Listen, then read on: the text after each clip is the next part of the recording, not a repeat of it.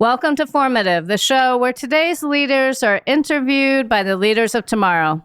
Season 5 of Formative is brought to you by the generous support of Macy's, Inc., whose purpose is to create a brighter future with bold representation from underrepresented youth so we can realize the full potential of every one of us. Scott Hallenback is with us today. Scott's the CEO and Executive Director of USA Football. He's going to share his love for the game and why education and mental health awareness are part of his work. Hello and welcome. I'm Rachel Gazdick, CEO of New York Edge, and my co-host today is Damari from MS382K. Damari, why don't you tell us about yourself? All right, so I was born in Brooklyn, New York. I'm 13 years old. I go to Erasmus. It's like 5 different schools in a campus. I'm in 8th grade. I play football, of course. I'm on a team. I play tight end and middle linebacker. I'm from the Caribbean. I'm part American. I'm from Jamaica, and I'm from St. Vincent and the Grenadines. And yeah, that's pretty much about me. Who are you interviewing today? Scott Hallenbeck. Let's get started. Take it away, Damari. Thanks for having me. Damari, great to meet you. Great to meet you too. All right, so first question, what sparked your interest in football? So my dad actually played at the University of Michigan, and I guess just growing up and, in the family, he's always loved football. Growing up watching sports with him, particularly, again, back in the day, the Redskins. I've got an older sister and a younger brother. So my brother and I are about 3 years apart. We would always find ourselves in the backyard and front yard, playing sort of front yard football or, for that matter, the street. And when the time came, I'm trying to remember, probably, I don't know, 3rd grade maybe, where we found out about the local youth football league, and my parents would take us over, and all of a sudden there we are. We're learning youth football, and it was a great experience. Played, again, up through middle school and then on to high school. So it just learned to love the game amongst other sports. I think that team sports are a really valuable experience for just about anybody to learn, again, how to work within a group and learn from each other and sacrifice when you have to and, do what's necessary for the betterment of the team. As I reflect on my own career, my own life, as a kid, you don't necessarily, you hear those things from adults and you're kind of like, yeah. You realize when you get older, you're like, wow, that is really true. Those life lessons actually do apply, and you start to realize as you get older. Right. What do you like most about football? What made you select that sport?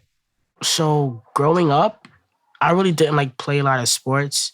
So around 9 or 10, I picked up football around quarantine because there was really nothing to do around the house. And as you know, as today, Madden and stuff like that, I bought Madden, and it was really fun to play.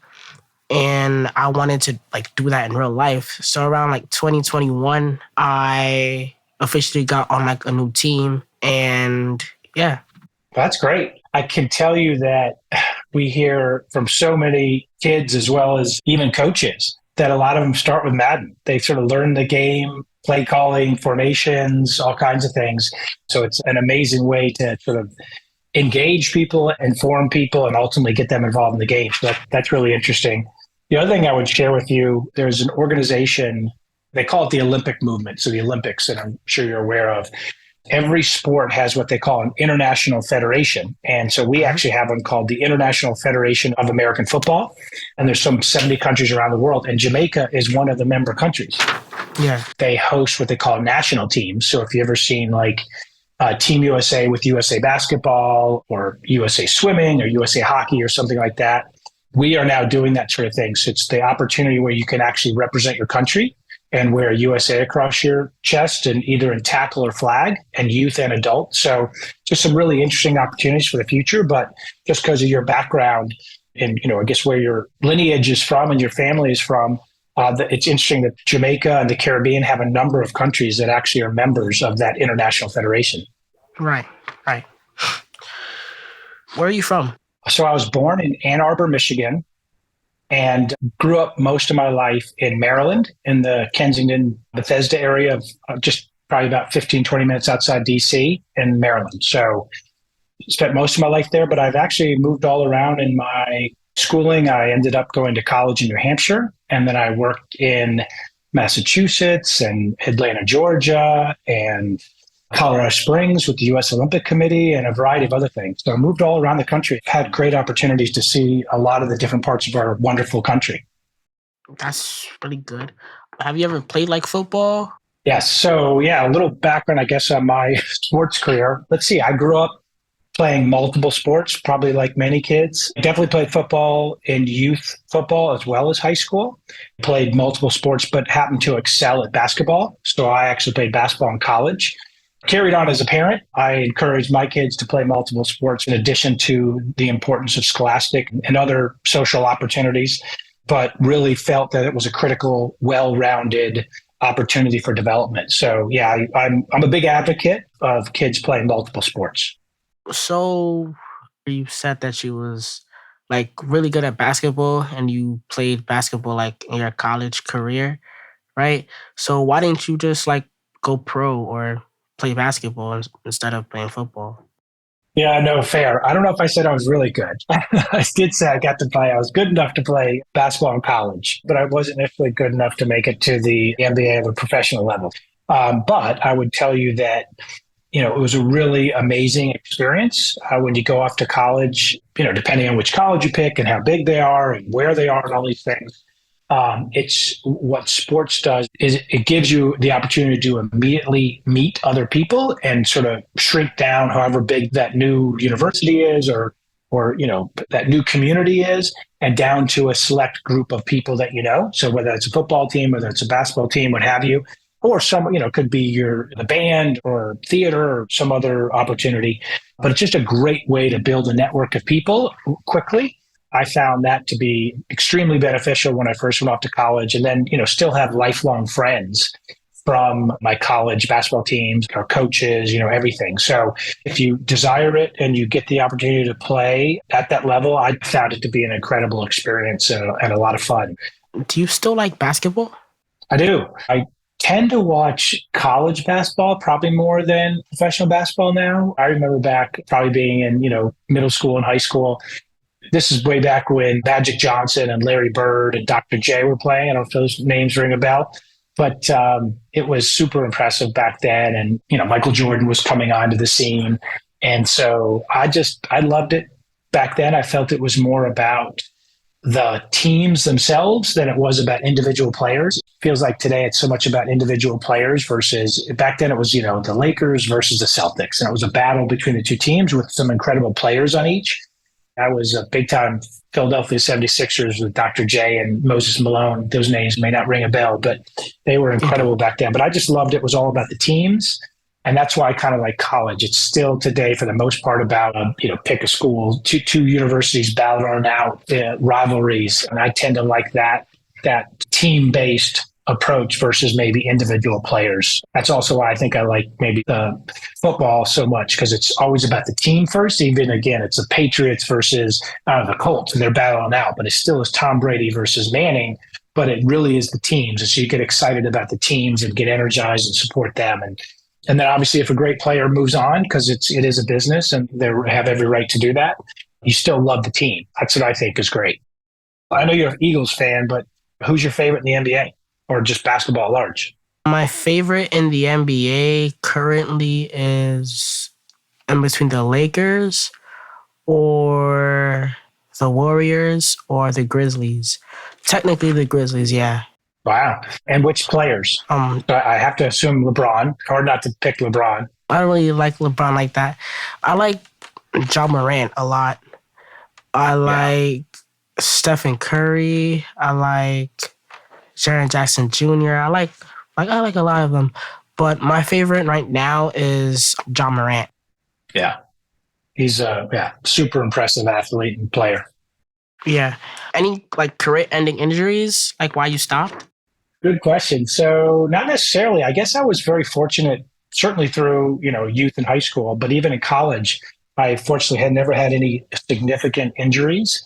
Little minor bumps and bruises and things of that nature, but nothing serious. Ironically enough, when I got out of college, and I was playing racquetball, I tore my meniscus in one knee. And then later on, actually, when I'm working with this current job at USA Football, we did a team building competition and played flag football. And I tore my other meniscus in my other knee.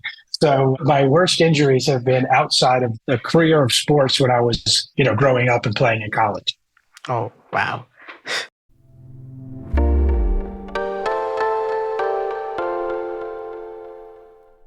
Why is it important for coaches to be trained in mental health awareness? Yeah. So USA Football now for 20 years, probably the backbone of what we do is all about education. So we have actually certified over 1 million coaches in just the last 10 years. And that's relatively new to football. That's a skill in and of itself to know how to communicate and work with 8 and 10 and 12 and 14 and 16-year-olds. We take that very seriously. We take great pride in it. So we focus for a long time on what we call technical tactical. So teaching things that you're learning, I'm sure, how do you block? How do you tackle? How do you, the formations and just different aspects of the game of football. But over the years, you've also learned that we need to add a lot of other, what we call modules, such as we talk about nutrition for a young person. We talk about mental health, and really mental health has always been a concern, but I think it's been elevated. We just recognize how important it is, and we have to do our part. And we think we play a very important role in working with the leadership, the coaches particularly, and those football communities or leagues, and to try to make sure that they understand how do you identify mental health? How can you be a support system? Things like that are really important. So tell us a little bit about that football development model you created. Let's see, back in 2012, USA Football created something called the Heads Up Football program.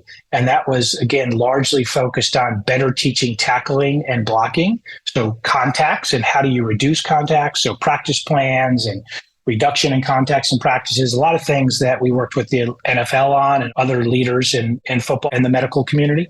And then that evolved into probably about the same time you started falling in love with football. 2019, 2020, USA Football is a member of the U.S. Olympic and Paralympic Committee. And so we were working with them, as we're really pretty much all of the Olympic sports, on how do we build out what is called long-term athlete development. And every other country really around the world has a different model than we do in the U.S. here. They have often a government-led sport ministry, as well as their National Olympic Committee. And so they work together to create, development plans for youth, sport development, youth development, child development, these sorts of things. And they do it in school systems as well as in different sporting academies. And so it's taken the U.S. a little while, but we've all worked together to say, how do we create our own version of that? The U.S. Olympic and Paralympic Committee called it the American Development Model. And then each of the organizations like ours, they call governing bodies, so U.S. Lacrosse, USA Hockey, USA Swimming, et cetera, they've all adopted their version of that. So U.S. Lacrosse calls it the Lacrosse Development Model. We call it the Football Development Model. So that's the background on it. And the importance of it and the reason we adopted it is, again, as popular as football is, over its 100 years at the professional league and about 150 plus years at the collegiate level, it's always evolved, but it hasn't had a formalized development structure. So a young person just starting out knows how, and coaches know how to progress that athlete. So an example of that, what we did is said, particularly parents and moms, right, or some are concerned about putting their kids in tackle football, which we understand and respect. So we said, well, let's look at the sport differently. Let's not just talk about tackle football or flag football. Let's talk about football at large and think about how can we help address those concerns. So we created something called the Football Development Model, which is based on a progression. And a parent can look at and say, maybe I'm not ready for my child, or my child's not ready, boy or girl, to play tackle football. That's fine. So we have a non-contact starting point that progresses to limited contact, that progresses to full contact. Think about it in terms of non-contact is flag. And a lot of the youth football leagues now are adopting flag 5, 6, 7, 8, 9, 10 years old. And then it can progress to what is called padded flag.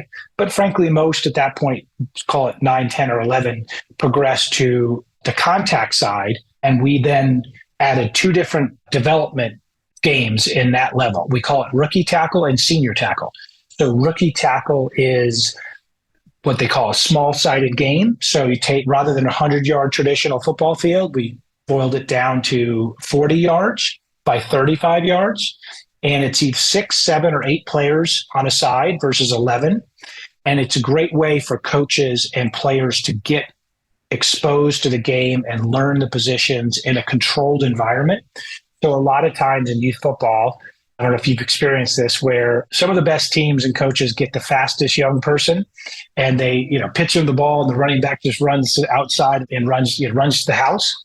This, since it's a smaller field, you have to cut back. So all the players stay involved in the play and in the game. So it really teaches pretty much everyone at the same time. High school coaches and top youth coaches have said to us, and the experience we've heard so far is rookie tackle is a really great first experience in tackle, first way to learn the game.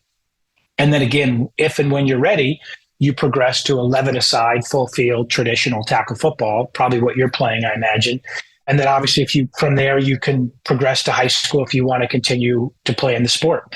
So the football development model has done a couple things for us. One, it addresses contacts in an innovative and appropriate way by picking different entry points. You may play flag football to start. You may not even play tackle. But when you get to tackle, you can start in a game type like rookie that is just all about a smaller field, smaller spaces. So the contacts aren't as great, number one. And number two, we still are very strict about practice plans and, how much time you have live contact and those sorts of things. So we're really still very focused on limiting contacts, but I think most importantly, teaching proper tackling, proper blocking techniques so kids are working their way up so they become more and more experienced at it and are more comfortable, frankly, with it. So it's just taken a whole new approach to how we teach the sport overall and particularly going into contact. Right. So 2-3 years ago, it was Halloween and I had a game that day. One time, when I got tackled, I think I dislocated my wrist, and my mom was scared because she doesn't know what else will happen and stuff like that. But I went back next year, right? And another season passed, and then it was off season, and it was the Damari Hamlin situation, right? My mom was totally not about football anymore because of what happened to Damari Hamlin. Because like I said, I play middle linebacker. My target is supposed to intercept and tackle them. She was scared, what if that would actually happen to me? You know what? Let me say something about it because that's important. So first of all, it's great that your mom clearly talks to you about these things and has that open discussion because that's super important, number one. Number two, those are fair concerns. Interestingly enough, our research shows, especially at the youth level, that the contacts and concussion-related things are many fewer incidents there. It is things like a sprained ankle or bruises, scrapes, just soreness, sometimes twisted ankles, things like that is generally where the injuries are. The reality is, an injury can happen just about anywhere. That's why, again, we put a lot of emphasis on working with the coaching staffs, teaching the game properly, going through a lot of reps, at least without actual live contact, to try to mitigate those kinds of contacts, but also those injuries and making people aware of it. And then, look, the Damari Hamlin situation was concerning for everybody. We talk about heat stroke and sudden cardiac arrest. So heat stroke, there's more concerns about heat stroke and managing heat. So what they call acclimation process when you first start playing. I'm sure you go through this. You don't start with any pads on. You just start getting used to practices and running around and sweating, and you're getting your body acclimated to the heat, things like that in practice, and then slowly move towards maybe just helmets and then eventually shoulder pads and things of that nature. And then sudden cardiac is something that actually requires doctors to really understand. And so all of those things need to be addressed. But one of the most important things is to have the AEDs available and make sure coaches are trained how to use them and people are trained how to use them, which is, one of the most amazing things out of that incident with Damari, as you probably know. And the whole medical staff was right there on top of it and did amazing things. But again, being proactive, understanding how to address these things, putting the right systems and resources in place to support any child's development and certainly any sport. And then the other big one is they talk about emergency action plans. In this case, with the Buffalo Bills in that game, they had an emergency action plan and they followed the plan. And those are the kinds of things that we even teach youth football leagues across the country is have an emergency action plan, know what your AED is, know when to call 911 and things like that. Because again, unfortunately, incidents and accidents can happen, but it's how you deal with them that is most important and how quickly you deal with them. But also, I think as long as you feel like your coaches and your community understands how to address these things, usually you're in a really good place.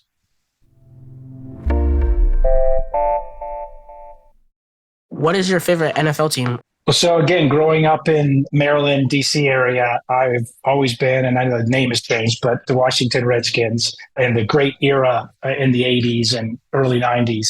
Then moving here to Indianapolis, I've now been here going on 13 years and have fallen in love with the Colts, Indianapolis Colts. They're a great franchise. Their ownership and their team leadership have just always been really supportive of USA football and my role here in Indianapolis. So just a wonderful family-oriented professional franchise that loves the Indiana market and just a great group to support.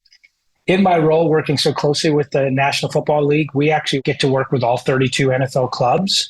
So that's a huge opportunity for us. But again, I continue to root for the Commanders today, but also the Colts. How about you? In spirit of that question, how about you? Your favorite team? My favorite team is the Eagles, Philadelphia Eagles. Interesting. So you're based in New York, but you're an Eagles fan. Yeah. What do you love about them?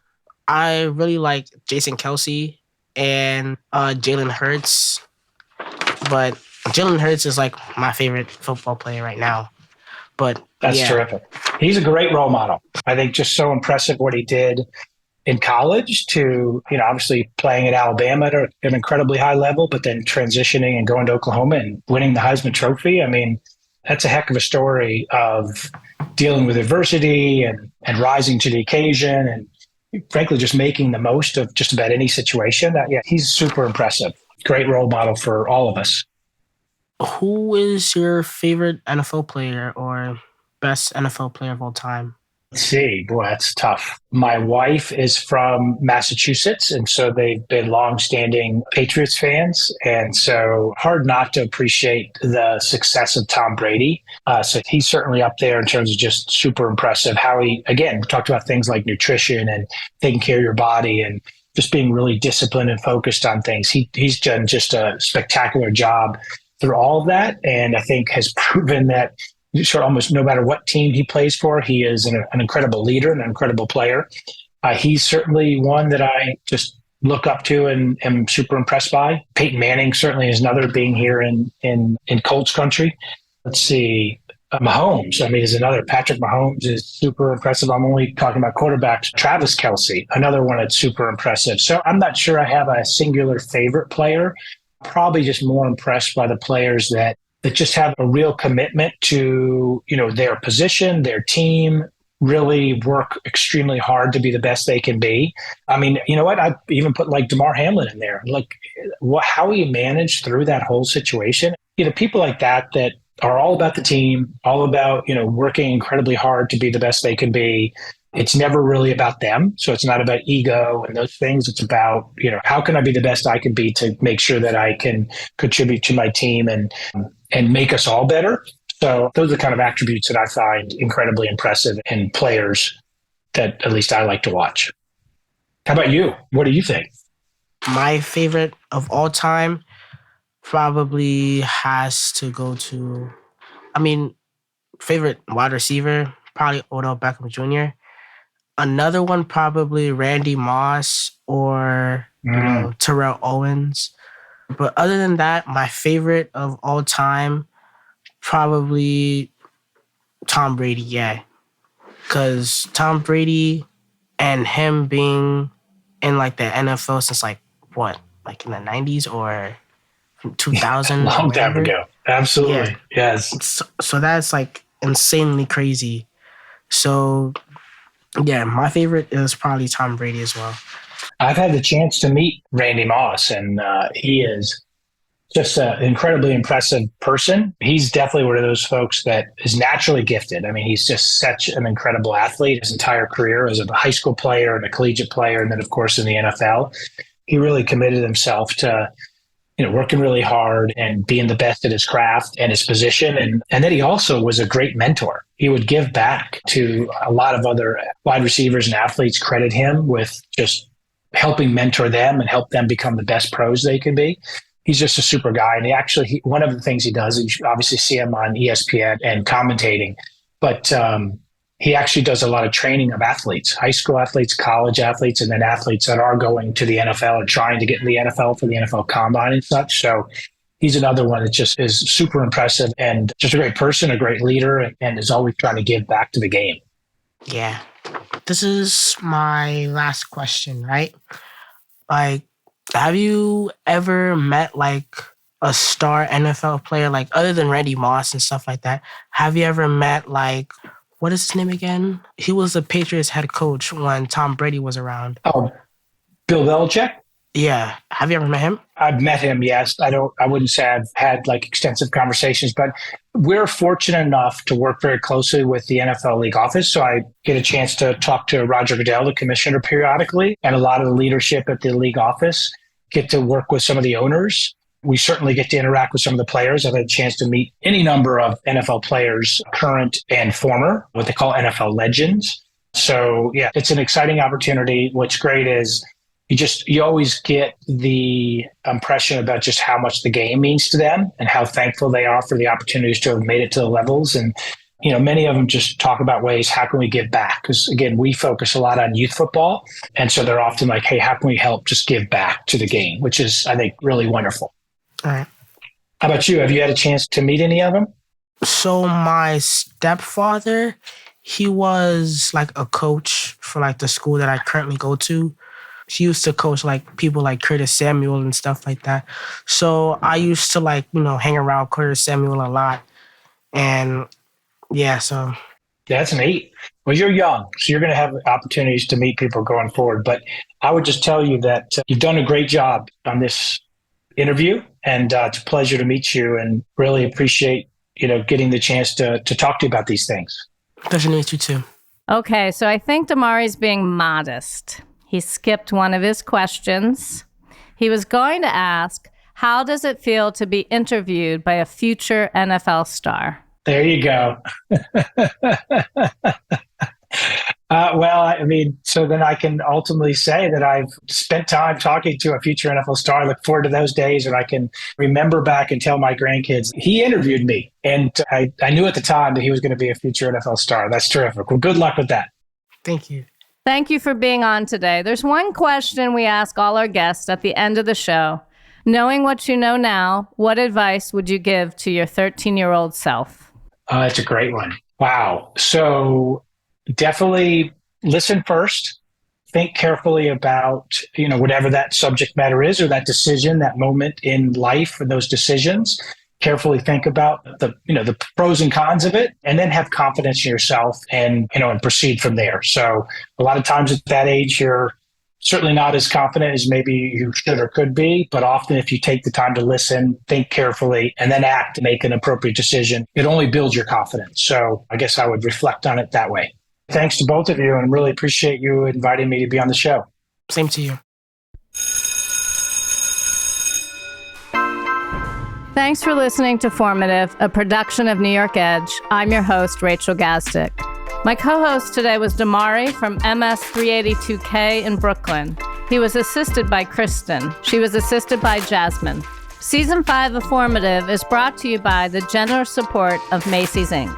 Our production partner for this series is Citizen Race Car. This episode was produced by Tasha A.F. Lemley, post-production by Alex Brower, original music by Garrett Tiedemann, production management by Gabriella Montequin. Thanks to the whole team here at New York Edge for making this series possible. Never miss an episode of Formative by subscribing to the series at newyorkedge.org/formative or wherever you get your podcasts.